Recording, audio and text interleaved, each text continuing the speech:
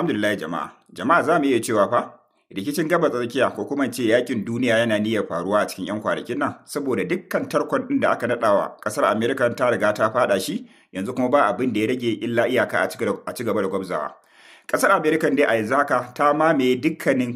dukkanin wasu bangarori da yake yankin Venezuela amma dai bata kai ga shiga cikin Venezuela ba sannan kuma dukkan wani man fetur da zai tashi daga Venezuela ya tafi sauran kasashe na harkar kasuwanci kasar America tana bi tana kama shi a inda muka hango a cikin yan kwanakin nan kasar America tana ta kama manya-manyan jiragen mai wato na manya-manyan kasashe irin su China da kuma Rasha da kuma na jamhuriyar musulunci a inda wannan kasashen guda biyu suka fito suka yi warning ga kasar America wato Rasha da kuma China kenan inda suka ce idan har bata daina da kama musu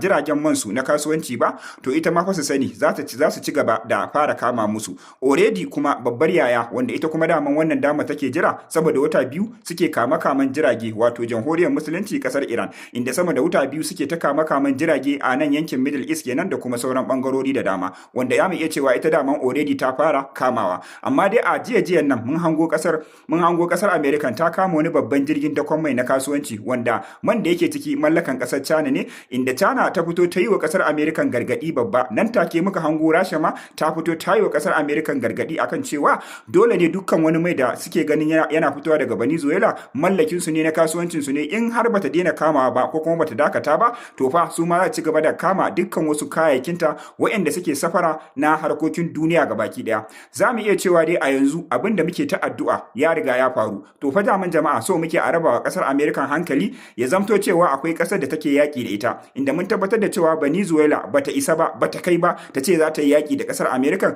mun tabbatar da cewa dukkan wani ɗauri da kuma wani abubuwa manya-manyan ƙasashen da suke so su tsokani ƙasar America irin su jamhuriyar musulunci wanda ita ba ta da buri a duniyar nan illa iyaka ta ga tana gwabzawa da ƙasar America wato hanya take so ta samu yanzu kuma ta riga ta samu. Ƙasa ta biyu shine North Korea wanda ita ma ta cika kanta da makamai har ta fito tana gargaɗi ga ƙasar America wato da ma ƙasar mamaya a cikin 'yan kwanakin nan musamman wannan dambarwa da ta fito na yadda ake so a ɗauke a raba wa ƙasar Amerika a hankali domin kuma a cita da yaƙi ta kowane ɓangare. To fa jama'a za mu iya cewa yanzu yaƙin ba wai na Middle East bane kaɗai na duniya ne ga baki ɗaya. Yanzu nan za ku ga dukkan wasu makawamanmu da kuma waɗansu wayanda suka koma gefe suka kwanta za su iya tasowa kamar irin su ƙasar Yemen da kuma ƙasar Lebanon da kuma dakarunmu na Lebanon kai har dakarunmu na cikin Gaza za ku ga sun taso da ƙarfinsu wato daman wannan damar ake jira. Za mu iya cewa dai a yanzu dukkan wasu makiya irin su kasar mamaya da dai wasu makiyan da suke daure musu gindi fa hankalinsu ya riga ya tashi saboda sun san wani mugun tarko ne aka nada a duniya aka nada a kasar American a yanzu kuma ta riga ta fada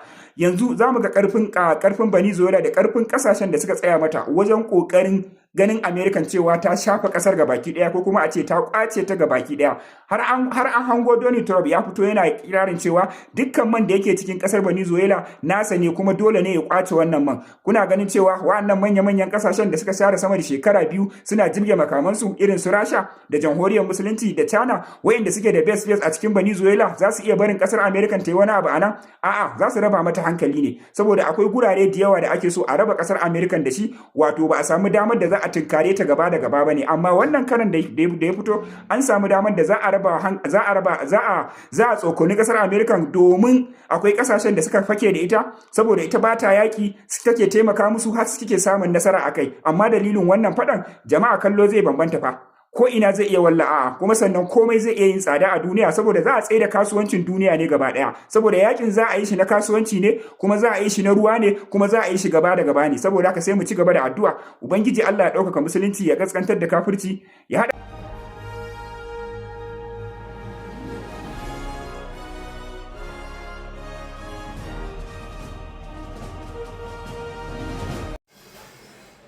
Yes. Salamu alaikum. Faka ku yi sharar don mai son IS. Ga abin da ake shiru ana tammaha ya ba sai realize. Abin da ake tammaha nima cikin kashi 100 ina tammaha an kai kashi 90 ko 85. Wanda muna tammaha sa ba sai realize. Kudin IS.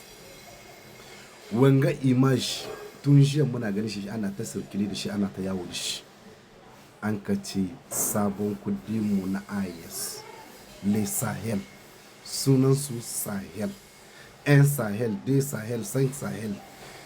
100 Sahel 200 Sahel sunansu Sahel kowa ya ga banki an buɗe shi, kowa ya ga talabijin IS an buɗe ta.